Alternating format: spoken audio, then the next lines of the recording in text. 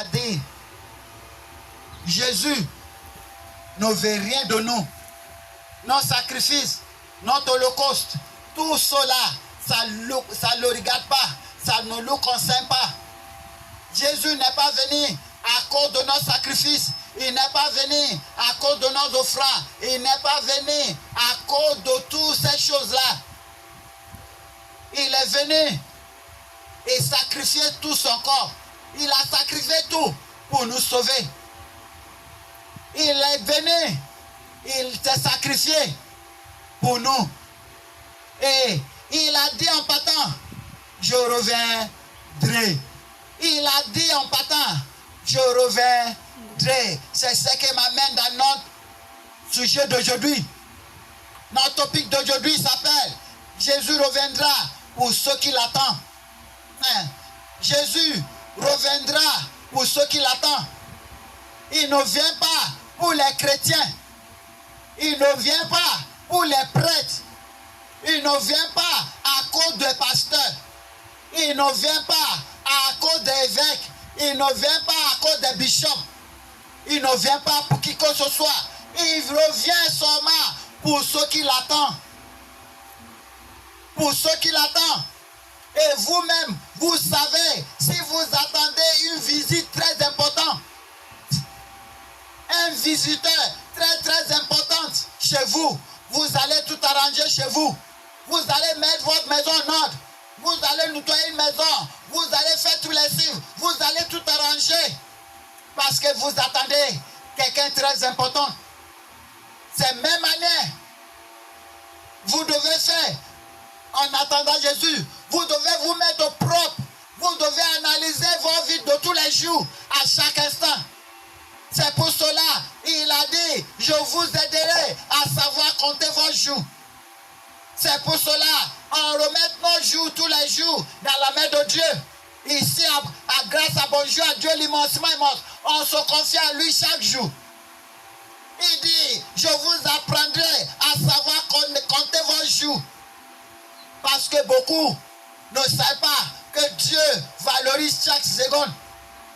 C'est pour cela, je vous dis aujourd'hui, Jésus reviendra pour ceux qui l'attendent, pas pour tout le monde. Il ne reviendra pas à cause de tout le monde. Il revient à cause de ceux qui l'attendent. Le livre d'Hébreux, chapitre 9. Le livre d'Hébreux, chapitre 9, verset 27 à 28. Et 27. Et comme il est réservé aux hommes de mourir une seule fois, après quoi vient le jugement. 28. De même, Christ, qui s'est offert une seule fois, pour porter les péchés de plusieurs, apparaîtra sans péché une seconde fois à ceux qui l'attendent pour leur salut. Jésus reviendra à ceux qui l'attendent pour leur salut. Pas pour les pasteurs. Ce n'est pas pour les évêques. Ce n'est pas pour les bishops. Ce n'est pas pour les prophètes. Non, non, non. Il revient pour ceux qui l'attendent. Ceux qui ne prient pas de tous les jours, en sachant que Jésus là reviendra un jour. Il reviendra à cause de ceux-là qui pensent tous les jours que monsieur-là reviendra un jour. Il reviendra. Quand il va venir, personne ne sait. Pour cette raison, je vais toujours me mettre en propre. À chaque chose que je fais, je penserai d'abord à lui. Il dit, j'ai vécu avec vous pour pouvoir sentir ce que vous sentez chaque jour.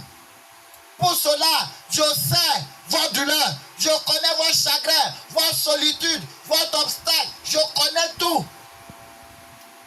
C'est pour cela, je ne vous empêcherai pas de vivre vos vies de tous les jours. Parce que malgré que vous êtes en moi, vous ne pouvez pas vivre sans cela.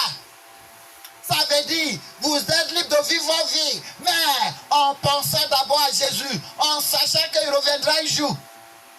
Il dit, il reviendra, il apparaîtra pour ceux qui l'attendent, pour leur salut. Pas pour ceux qui l'attendent pour prophétie. Pas pour ceux qui l'attendent pour la grâce.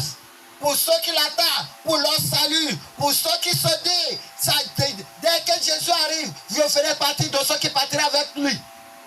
Et pour cela, il faut vivre à chaque jour avec l'idée de, il peut arriver à n'importe quel moment. Le livre de Romains,